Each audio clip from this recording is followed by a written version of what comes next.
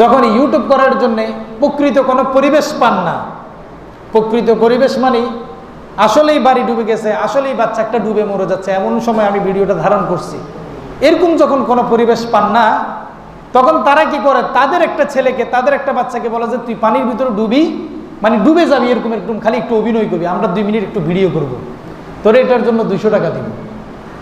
কত টাকা দিব? 200 টাকা দিব। তুই পানিতে ডুবে যাচ্ছিস, এরকম একটা, মানে একবার হাত তুলবি, একবার ডুবে যাবি, আমরা একটু ভিডিও করব, তারপরে বলবো দেখছেন বন্যায় অমুক বাচ্চা মরে গেছে, বন্যার পরিস্থিতির ভিতরে ছোট ছোট বাচ্চারা চলে গিয়েছে। এটা করে সেই ফেসবুকের ভিতরে একটা থাম্বনেল বানায় যে বন্যায় অমুক জায়গার অমুক সন্তান ডুবে গিয়েছে। মানুষ দেখে, আর বাংলাদেশের সরলপান মানুষ বলে হারে কত দুঃখ মানুষের, কিন্তু এই দুঃখটা ওখানে ঘটে না, এটা সে ঘটাইছে, এটা সে ঘটিয়েছে। এবং ছোট্ট একটা বেবিকে ও বালতির ভিতরে বসায়, বলের ভিতরে, ডামের ভিতরে বসায়, সে ছেড়ে দিবে, দিয়ে সে এটাকে ভিডিও করবে। আচ্ছা বলেন তো, কোন মায়ের সন্তান ভাসতেছে আর মানুষ ফেলফেল করে থেকে আছে, এরকম আপনারা কোনোদিন করবেন? বলেন আপনারা করবেন? এখানে পুকুরের ভিতরে বাচ্চা একটা পড়ে গেছে, ওই পাশে পড়ে গেছে, এই পাশে একজন দেখলো, সে বললো এই বাচ্চা একটা পানিতে পড়ে গেছে, আপনারা কি আমার ওয়াজ শুনবেন না দৌড় মেরে ওকে ধরবেন? কোনটা করবেন বলেন? আমার ওয়াজ রেখে আপনারা দৌড় মারবেন বাচ্চাটাকে তোলার জন্য, ঠিক না? আরে এটাই তো মনুষ্যত্ববোধ। এটা না থাকলে তো সে মানুষই না। ওয়াজ পরে, মানুষের জীবন আগে।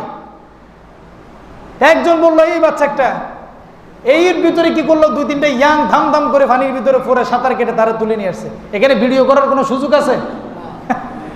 কিন্তু তারা কি করবে, এই সরল মনা বাংলাদেশের মানুষদেরকে ব্ল্যাকমেল করার জন্য, বোকা বানানোর জন্য, মানুষ তার ভিডিও দেখে ভিউ বাড়ানোর পরে তার সোশ্যাল অ্যাকাউন্টের ভিতরে টাকা জমা হবে গুগল ট্রান্সলেট থেকে, সে ওই টাকা দিয়ে তার পরিবারকে নিয়ে খাবে, এমন চিন্তার জন্য সে ছোট্ট একটা বাচ্চাকে পানির ভিতরে, বলের ভিতরে ভাসিয়ে দিবে, আর ভিডিও ধারণ করে সেটা সে ছেড়ে দিবে। কথা বুঝছেন?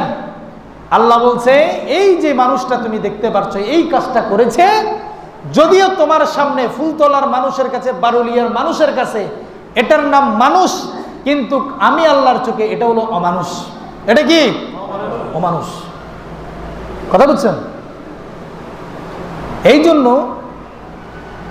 আপনি পৃথিবীর ভিতরে শ্রেষ্ঠ জাতি হলো মানুষ। তখনই মানুষ শ্রেষ্ঠ হবে যখন মানুষ মানুষের জন্য নিজেকে বিলীন করে দিবে, তখনই সে শ্রেষ্ঠ হবে।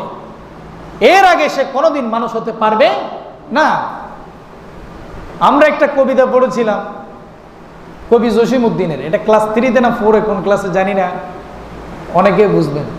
সবার সুখে হাসবো আমি, কাঁদবো সবার দুঃখে, নিজের খাবার বিলিয়ে দিব অনাহারীর মুখে। এই তো পারে, তো কে কে জানি পারে, এটা কোন ক্লাসে জানি আছে, ক্লাস 2-তে মনে হয় আমরা পড়েছিলাম এই কবিতাটা, আমার কিন্তু এখনো মনে আছে। কবি জসিমউদ্দিন এই কবিতাটা যে লিখেছেন, কত মহত্ব দিয়ে এটা লিখেছেন। সবার সুখে হাসবো, সবাই খুশিতে আছে, যদিও আমার অসুবিধা হয়, আমার এই অসুবিধা আমি কাউকে দেখাবো না, আমিও সবার সাথে সুখী হয়ে হাসবো। এটাই হলো নিয়ম, এটাও হলো সামাজিক নৈতিক নীতি, এবং এটার নামই হলো মনুষ্যত্ববোধ। সবার দুঃখে কাঁদবো।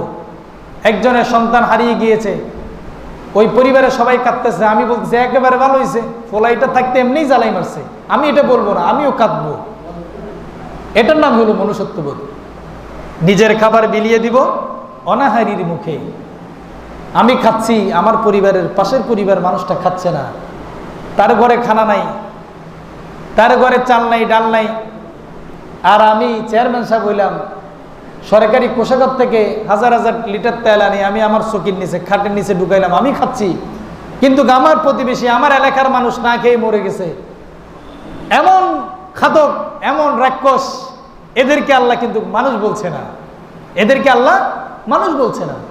এই জন্য আপনি তখনই শ্রেষ্ঠ মানুষ, আশরাফুল মাখলুকাত, সৃষ্টির সেরা জীব তখনই হবেন আপনি, যখন আপনি অন্যের দুঃখে দুঃখী হয়ে, অন্যের সুখে সুখী হয়ে, অন্যের ক্ষুধার্তে নিজেকে ক্ষুধার্ত মনে করে আপনি নিজের খাবারটা যখন অন্যের কাছে বিলিয়ে দিবেন, তখনই আপনাকে বলবে মানুষ। এর আগে আপনি কোনোদিনও মানুষ হতে পারবেন